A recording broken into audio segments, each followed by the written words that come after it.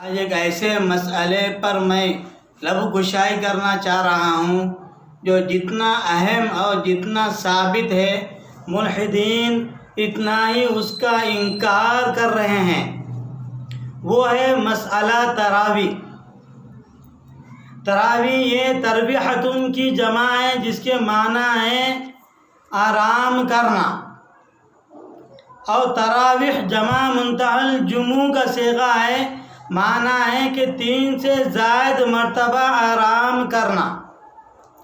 اصطلاحی تعریف علامہ ابن قدامہ رحمۃ اللہ علیہ المقنع جلد نمبر 1 صفحہ نمبر 187 پر لکھتے ہیں کہ ثم التراویح وہی 20 رکعۃ یقوم بها فی رمضان فی جماعت ویوتر بعدها فی جماعہ، یعنی پھر تراویح ہے وہ 20 رکعت ہے جو رمضان میں جماعت کے ساتھ قائم ہوتی ہے، اور اس کے بعد وتر بھی جماعت کے ساتھ پڑھی جاتی ہے۔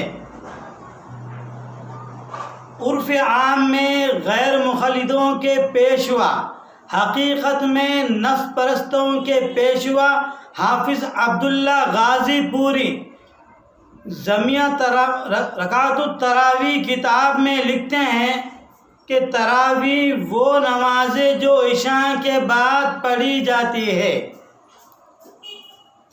جب آپ کو تراویح کی تعریف معلوم ہو گئی کہ تراویح کس کو کہا جاتا ہے، تو میں اب آپ کو اصل مسئلے کو پیش کرنے سے پہلے ایک ایسا اصول بتانا چاہتا ہوں جو اصول تمام محدثین اور فقہاء کے پاس متفق علیہ ہے۔ وہ اصول یہ ہے، جب کسی مسئلے کو ثابت کرنے کے لیے دلیل کی ضرورت پیش آتی ہے تو سب سے پہلے قرآن کریم کی آیات صریحہ سے دلیل دی جائے گی۔ اگر ہم کو قرآن کریم میں وہ نہ ملے تو پھر حدیث متواترہ صریحہ سے دلیل دی جائے گی۔ اگر وہاں بھی ہم کو کوئی دلیل نہ ملے تو حدیث مشہورہ صریحہ سے دلیل لی جائے گی۔ اگر وہاں پر بھی ہم کو کوئی دلیل نہ ملے تو پھر خبر واحد صحیح اور صریح سے دلیل لی جائے گی۔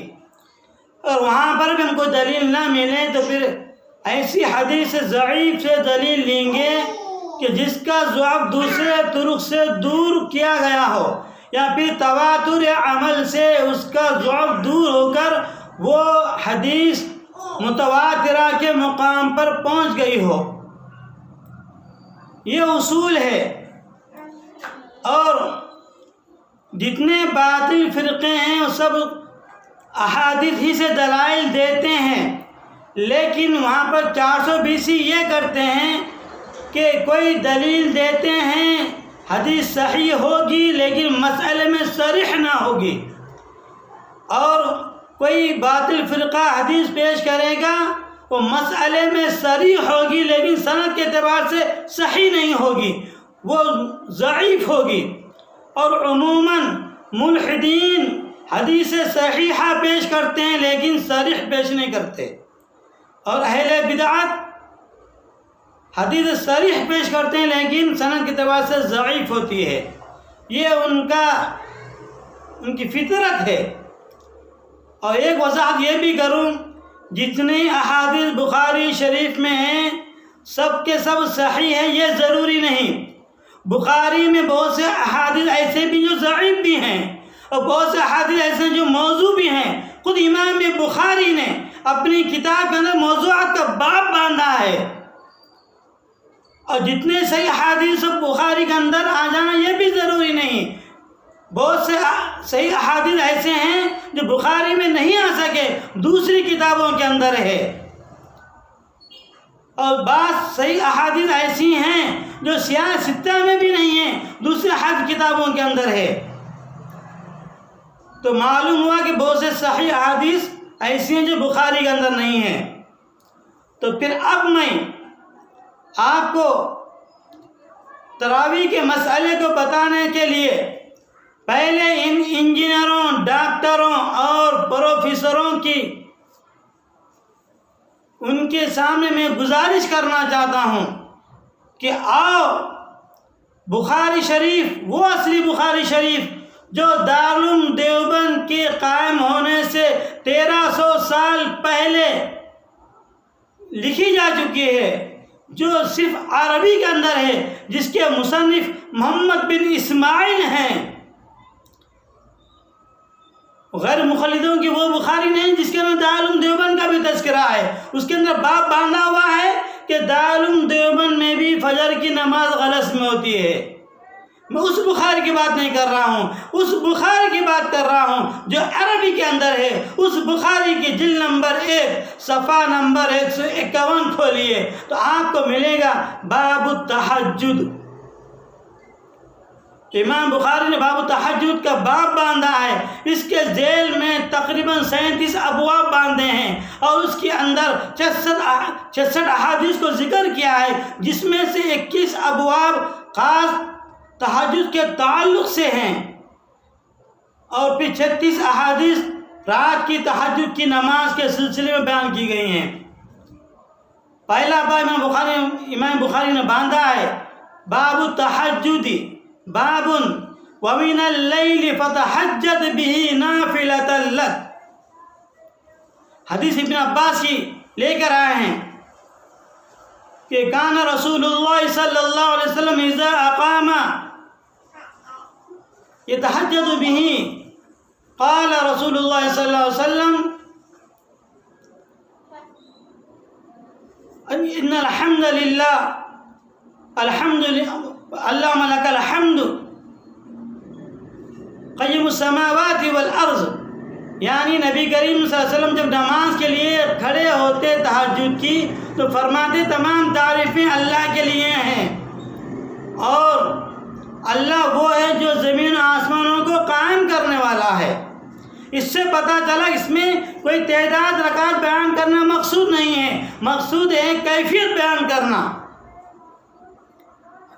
پھر دوسرا باب باندھا ہے فضل قیام اللیل، یعنی رات کی نماز کی فضیلت۔ اس میں بھی مقصود کیا ہے؟ کیفیت بیان کرنا، فضیلت بیان کرنا ہے، تعداد رکعت بیان کرنا مقصود نہیں۔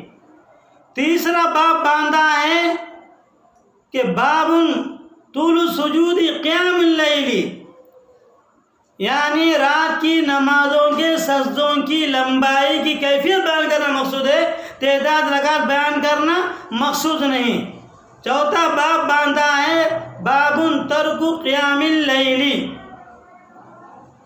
اس میں بھی کیفیت بیان کرنا مقصود ہے، تعداد رکعت مقصود نہیں۔ پانچواں باب باندھا ہے باب تحریض النبی صلی اللہ علیہ وسلم علی قیام اللیل، یعنی لوگوں کو رات کی نماز کے بارے میں ابھارنا، اس میں بھی فضیلت بیان کی گئی ہے، تعداد رکعت مقصود نہیں۔ چھٹا باب باندھا ہے کہ باب قیام اللیل قیام النبی صلی اللہ علیہ وسلم میں بھی کیفیت بیان کرنا مقصود ہے، تعداد رکعت نہیں۔ ساتواں باب باندھا ہے، اس میں ساتواں باب باندھا ہے کہ باب من نام عند السحر، اس میں حضرت داؤد علیہ السلام کی اس نماز کی کیفیت کو بیان کیا گیا ہے جو اللہ کو زیادہ محبوب ہے، کہ داؤد علیہ السلام آدھی رات تک سو جاتے تھے، پھر اس کے بعد اٹھتے، پھر تیسرے پہر میں نماز پڑھتے، پھر چھٹے پہر میں پھر آرام فرماتے، ایک دن روزہ رکھتے، ایک دن افطار کرتے۔ یہ کیفیت بیان کی گئی، تعداد رکعت مقصود نہیں۔ آٹھواں باب باندھا ہے باب من تسحر فلم ینم حتی صلی الصبح، اس میں بھی کیفیت بیان کی گئی، تعداد رکعت مقصود نہیں۔ نواں باب باندھا ہے کہ باب طول الصلاۃ من قیام اللیل، یعنی رات کی نمازوں کی لمبائی، یہاں پہ بھی کیفیت بیان کرنا مقصود ہے، تعداد رکعت نہیں۔ 10واں باب امام بخاری نے باندھا ہے کہ کیف صلاۃ اللیل، کیف کان النبی صلی اللہ علیہ وسلم یصلی باللیل۔ امام بخاری بھی صوفی تھے، اس لیے ان کو بھی شاید کشف ہو گیا تھا کہ میری نام نہاد کچھ نافرمان اولاد آئے گی جو اس حدیث کے ذریعے سے 420 کرے گی. اس لیے امام بخاری نے دو مرتبہ تاکید کرتے ہوئے فرمایا کیف صلاۃ اللیل کیف کان النبی صلی اللہ علیہ وسلم یصلی باللیل. کیف دو مرتبہ ذکر کیا ہے تاکہ معلوم ہو جائے کمیت بیان کرنا مقصود نہیں ہے، کیفیت بیان کرنا مقصود ہے. کیا کیفیت ہے کہ نبی کریم صلی اللہ علیہ وسلم نماز کیسی پڑھتے تھے، کیسی لمبی ہوتی تھی، وہ بیان کرنا مقصود ہے. اس باب کی حدیث کے اندر ابن عباس کی حدیث ہے، اس میں 13 رکعت کا تذکرہ ہے. عائشہ کی حدیث ہے جس میں 7 رکعت 9 رکعت اور 11 رکعت کا تذکرہ جو ضمناً آیا ہے. مقصد تو 13 رکعت بیان کرنا نہیں ہے بلکہ کیفیت بیان کرنا مقصود ہے، کیونکہ باب سے معلوم ہو رہا ہے کیف صلاۃ النبی کیف کانت الصلاۃ کیف کان نبی صلی اللہ علیہ وسلم یصلی باللیل. کیف کے ذریعے سے بتانا مقصود ہے کہ نماز کی کیفیت بیان. سائل سوال کر رہا ہے کہ نماز کی کیفیت کیسی تھی، تو کیفیت بیان کرنا مقصود ہے، تعداد رکعت نہیں. اسی طریقے سے 11واں باب باندھا ہے قم اللیل الا قلیلا. اس میں بھی کیفیت بیان کرنا مقصود ہے، کمیت تعداد رکعت بیان کرنا مقصود نہیں. 12واں باب باندھا امام بخاری نے کہ عقد الشیطان علی قافیۃ الرأس، یعنی تہجد کی نماز چھوڑ کر جو سو جاتے ہیں ان کو شیطان کیسا کرتا ہے، کیفیت بیان کر رہے ہیں. اس طریقے سے 13واں باب باندھا ہے کہ بال الشیطان فی اذنیہ، جو نماز چھوڑ کر سو جاتے ہیں شیطان کیسا پیشاب کرتا ہے، کالم اس کی کیفیت بیان کرنا مقصود ہے، تعداد رکعت بیان کرنا مقصود نہیں. 14واں باب امام بخاری نے باندھا ہے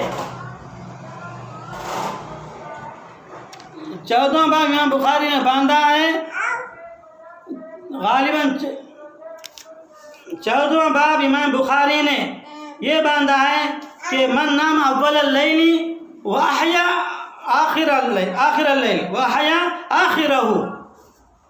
کیا فرمایا امام بخاری نے کہ اس میں بھی کیفیت بیان کرنا مقصود ہے کہ پہلی رات میں سو کر کے آخر رات میں اٹھ کے جو نماز پڑھتے ہیں وہ کیفیت بیان کرنا مقصود ہے، کمیت تعداد رکعت بیان کرنا مقصود نہیں. اسی طرح امام بخاری نے 15واں باب باندھا ہے. 15واں باب یہ باندھا ہے کہ قیام النبی صلی اللہ علیہ وسلم باللیل فی رمضان وغیرہ. اس باب میں حضرت ابو سلمہ بن عبد الرحمن رضی اللہ تعالی عنہ جو حضرت عائشہ کے بھانجے ہیں، وہ ان کے الفاظ ہے کہ کیف کانت الصلاۃ رسول اللہ صلی اللہ علیہ وسلم. کیف سے معلوم ہوتا ہے کیفیت پوچھ رہے ہیں. حضرت عائشہ رضی اللہ تعالیٰ عنہ کے الفاظ ہیں ان حسنہن و طولہن. اس سے معلوم ہو رہا ہے کہ آپ کیفیت بیان کر رہے ہیں، کمیت تعداد رکعت بیان کرنا مقصود نہیں ہے. ابھی اتفاقاً جس حدیث میں جو 11 رکعتاً ذکر ہوا ہے اس کی بھی کیفیت عائشہ رضی اللہ تعالیٰ عنہ نے یہ بیان کیا ہے یا رسول اللہ اتنام قبل ان توترا. یا رسول اللہ آپ سو کر اٹھ کے نماز پڑھتے ہیں، یعنی اس نماز کیفیت بیان کر رہے ہیں کہ نبی کریم صلی اللہ علیہ وسلم سو کر اٹھ کر نماز پڑھا کرتے تھے. اسی طریقے سے امام بخاری نے 17واں 18واں 19واں یعنی 21 باب تک ایسی فضیلتیں کیفیتیں بیان کر رہے ہیں، تعداد رکعت کسی میں بھی بیان کرنا مقصود نہیں ہے. اور امام بخاری نے تمام احادیث کو تہجد کے باب میں ذکر کیا ہے. جو تہجد کی نماز ہجرت سے پہلے مکی زندگی کے ابتدائی دور میں جبکہ یا ایھا المزمل قم اللیل الا قلیلا نازل ہوئی، اس وقت یہ نماز مشروع ہوئی ہے. اسی وقت نبی علیہ الصلوۃ والسلام یہ نماز پڑھا کرتے تھے. تب پھر آپ اپنے دل پر ہاتھ رکھ کر ٹھنڈے دماغ سے ذرا سوچئے، فاعتبروا یا اولی الالباب کے مصداق بن کر غور فرمائیے. ان احادیث کا تعلق تراویح سے کیسے ہو سکتا ہے، جبکہ تراویح کی نماز نبی علیہ السلام ہجرت کے بعد مدینہ منورہ میں اپنی حیات مبارکہ کے آخری ایام میں آپ نے نماز پڑھائی تھی 3 دن، اور تیسرے دن تیسرے پہر تک پڑھائی تھی، اور اس میں بھی تعداد رکعات کا تذکرہ نہیں ہے، لیکن اتنا طے ہے کہ یہ نماز نبی علیہ السلام نے مدینہ منورہ میں اپنے حیات مبارکہ کے آخری ایام میں پڑھائی تھی۔ اور امام بخاری نے اس حدیث کا باب بھی باندھا ہے، باب فضل من قام رمضان، یعنی رمضان میں قائم کی جانے والی نماز ہے۔ امام بخاری کا یہ طریقہ ہے، امام بخاری جو باب باندھتے ہیں اس باب میں پہلے ان احادیث کو ذکر کرتے ہیں جو احادیث باب سے 100% تعلق رکھتی ہیں، پھر باب کے آخر میں ان احادیث کو بھی ذکر کرتے ہیں جس کا تعلق اس باب سے تو نہیں ہوتا لیکن جزئی طور پر کچھ تعلق ہوتا ہے، اس لیے امام بخاری ان احادیث کو ذکر کر دیتے ہیں۔ جیسا کہ اس باب میں امام بخاری نے العشاء کی حدیث 11 رکعت والی حدیث کو ذکر کیا ہے، غالباً امام بخاری کا یہ منشا ہے کہ جو تراویح کی نماز نبی علیہ السلام نے 3 دن پڑھائی تھی اور تیسرے دن تیسرے پہر تک پڑھائی تھی، تو کسی قاری کو یہ شبہ نہ ہو جائے کہ نبی علیہ السلام نے تیسری رات تیسرے پہر تک جب یہ نماز پڑھائی تو کہیں تہجد کی چھٹی تو نہ ہوئی۔ تو امام بخاری یہ بتا رہے ہیں کہ تراویح کی اس نماز کی وجہ سے تہجد کی نماز نبی علیہ السلام نے نہیں چھوڑی تھی، چھٹی نہیں ہوئی تھی۔ اس کی تصدیق حضرت عمر رضی اللہ تعالیٰ کے اس قول سے بھی ہوتی ہے کہ التی تنامون عنہا افضل من التی تقومون، یعنی ایک نماز ایسی اس سے افضل ہے جو تم پڑھ رہے ہو، جس سے تم غفلت کر رہے ہو، وہ نماز اس سے افضل ہے، وہ ہے آخری رات کی نماز تہجد۔ اب انجینئروں، ڈاکٹروں، پروفیسروں کو میرا چیلنج ہے، اگر تم میں ہمت ہے تو آؤ، صرف نیٹ پہ بیٹھ کر یوٹیوب میں بیٹھ کر واویلا مچانے سے کام نہیں چلے گا، ہمت ہے تو آؤ یا ہم کو اپنے پاس بلاؤ، تم کو قیامت کی صبح تک مہلت ہے، کوئی ایک ایسی ضعیف سے ضعیف حدیث کیوں نہ ہو ایسی بیان کرو جو تراویح کے باب میں صریح ہو، کوئی یہ نہ کہے کہ جو نماز رمضان سے پہلے تہجد تھی وہی رمضان میں تراویح ہو گئی۔ یہ کوئی ریل گاڑی کا انجن نہیں ہے یہ ایک مقام سے دوسرے مقام تک ایکسپریس رہے، وہاں پہ جا کر لوکل بن جائے، جیسا کہ ہمارے یہاں پر ہوتا ہے ایک کھنڈوا ایکسپریس ہے جو نظام آباد سے منماڑ تک ایکسپریس رہتا ہے، پھر منماڑ سے اجمیر تک لوکل بن جاتی ہے۔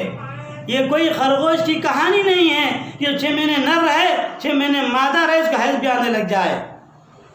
اس لیے اے ڈاکٹروں، انجینئروں، اے پروفیسروں، تمہاری 420 دین کے معاملے میں برداشت نہیں کی جائے گی۔